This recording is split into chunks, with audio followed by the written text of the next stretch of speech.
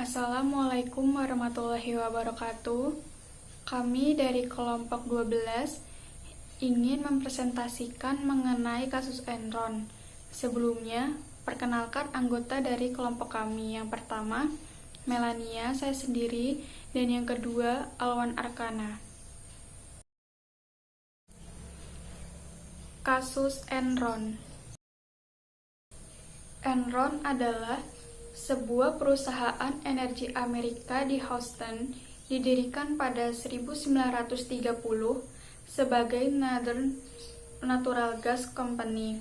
Sebelum bangkrutnya pada akhir 2001, Enron mempekerjakan sekitar 21.000 orang pegawai dan salah satu perusahaan terkemuka di dunia dalam bidang listrik, gas alam, bubur kertas, dan komunikasi.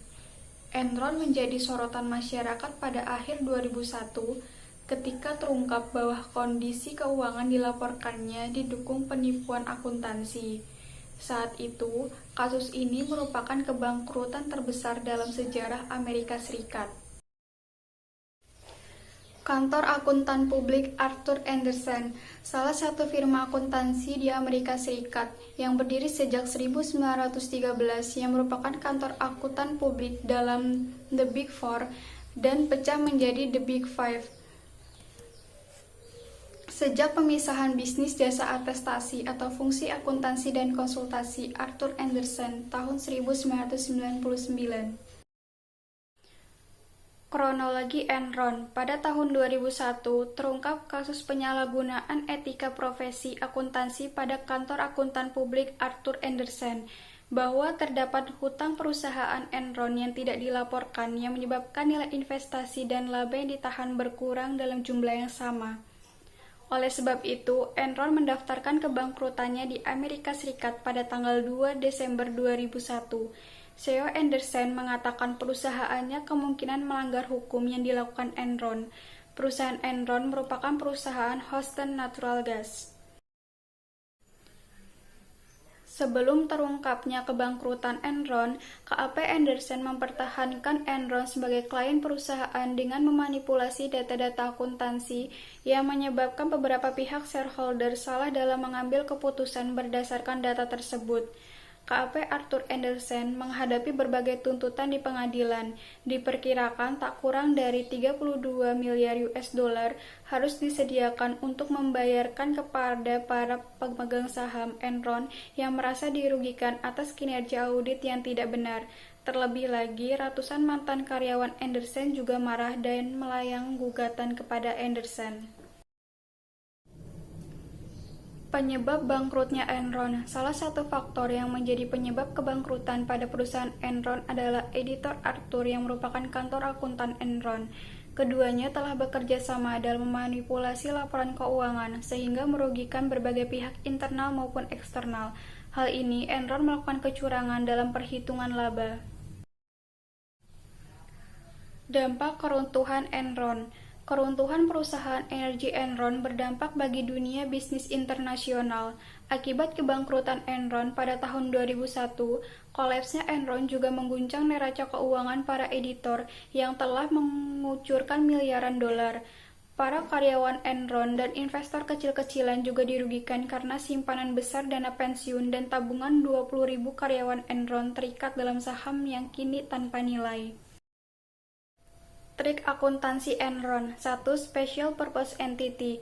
Manajer menggunakan entitas tujuan khusus untuk menyembunyikan kerugian dan memindahkan kewajiban serta aset yang rusak dari laporan keuangan perusahaan. 2. Melaporkan nilai total perdagangan yang difasilitasi. Enron melaporkan nilai total perdagangan yang difasilitasi, bukan hanya biaya untuk layanan grosirnya, sehingga pendapatannya bertambah yang membuat kinerja perusahaan terlihat sangat baik dari sebenarnya. Pihak terkait Enron. 1. Manajemen perusahaan. 2. Analisis internal perusahaan. 3. Para penasehat hukum. 4. Pihak eksternal audit. Peranan auditor. Arthur Andersen mempunyai peran besar dalam kecurangan karena melakukan manipulasi sehingga laporan keuangan Enron terlihat wajar. Pada 12 Oktober 2001, Arthur Andersen menerima perintah dari pengacara Enron untuk memusnahkan seluruh bukti audit. Arthur memusnahkan dokumen ketika Enron mencuat ke permukaan sampai dengan munculnya ke pengadilan. Walaupun penghancuran dokumen sesuai kebijakan internal Andersen, tetapi kasus ini dianggap melanggar hukum dan menyebabkan kredibilitas Arthur hancur. Pelanggaran yang dilakukan Enron: 1.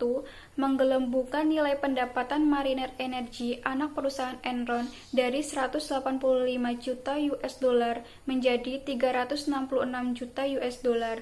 2. Meminjam dalam jumlah besar untuk dana operasional yang tidak tercatat sebagai utang. 3. Enron menyalahgunakan Special Purpose Entities, di antaranya untuk menyembunyikan kerugian besar di anak perusahaan yang dimiliki Enron dengan menciptakan agreement tertentu untuk menutup kerugian anak perusahaannya. Faktor yang mendorong eksekutif Enron untuk mempercantik laporan keuangannya. 1. Kebutuhan untuk mempertahankan harga saham Enron pada harga tinggi. Banyak di antara perjanjian yang dilakukan Enron terkait harga saham yang harus dijaga. Jika harga saham jatuh di bawah harga yang telah ditentukan, ini menjadi pemicu bagi Enron untuk menambah jaminan berupa tambahan saham. 1. Integritas. Andersen sebagai KAP telah menghilangkan kepercayaan dari stockholder untuk memberikan keadilan informasi mengenai pertanggungjawaban dari pihak agen dalam mengemban amanah. 2. Objektivitas. Dalam hal ini, manajemen Enron telah bertindak secara rasional untuk kepentingan dirinya dengan melupakan norma dan etika bisnis yang sehat. Enron telah melanggar kode etik dalam bisnis dengan melakukan manipulasi guna menarik investor. Sedangkan Arthur Andersen yang bertindak sebagai auditor pun melanggar kode etik profesinya sebagai akuntan. Ia telah melakukan kerjasama dalam memanipulasi laporan keuangan, hal ini yang membuat tidak bersikap independen sebagai seorang akuntan. 1. Ancaman advokasi. Ancaman yang terjadi ketika seorang akuntan profesional menyatakan sikap atau pendapat mengenai suatu hal yang dapat mengurangi objektivitasnya. 2. Ancaman kedekatan. Ancaman yang terjadi ketika seorang akuntan memiliki hubungan kedekatan dengan klien sehingga akuntan menjadi lebih bersimpati dengan kepentingan. 1. Pencegahan yang diciptakan oleh profesi UU atau pemerintah meliputi 1. Standar profesi. 2. Peraturan mengenai tata kelola perusahaan. 3. Pemantauan dan prosedur disiplin. 4. Review eksternal oleh lembaga yang memiliki kekuatan hukum. 2. Pencegahan dalam lingkungan kerja. Sanksi dan akibat Enron. 1. Perusahaan Enron. Enron bangkrut karena harus membayar utang dan ganti rugi sebesar 50 miliar US dollar, serta harga saham Enron ikut anjlok sampai dengan 26 sen.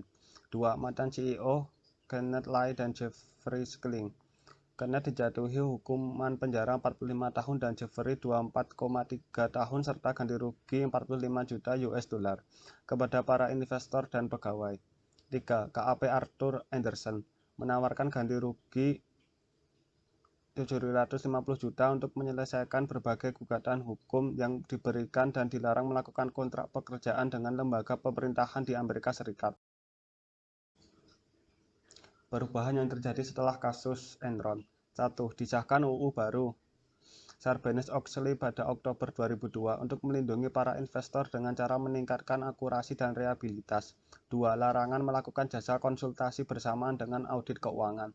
3. Pembatasan masa partner audit 7 tahun. 4. Keharusan auditor untuk memberikan opini terhadap keandalan sistem pengendalian internal SPI.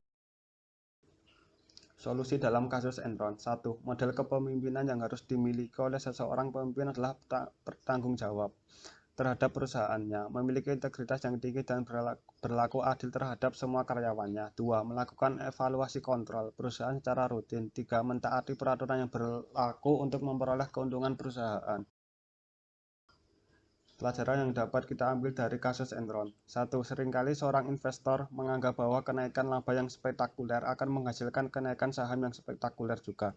2. Terbongkarnya kasus ini menjadi bukti bahwa praktek bisnis yang bersih dan transparan akan lebih bertahan lama karena merupakan sikap yang lebih tanggung jawab. 3. Berinvestasilah pada bisnis yang benar-benar kita pahami bisnisnya. Kesimpulan yang dapat kita ambil dari kasus Enron adalah, pada kasus Enron dapat disimpulkan Enron dan KAP Arthur Andersen sudah melanggar kode etik yang seharusnya menjadi pedoman dalam melaksanakan tugasnya. Mungkin saja pelanggaran tersebut awalnya mendatangkan keuntungan bagi Enron, tetapi akhirnya dapat menjatuhkan kredibilitas bahkan menghancurkan Enron dan KAP Arthur Andersen. Dalam kasus ini, KAP yang seharusnya bersikap independen tidak dilakukan oleh KAP Arthur Andersen.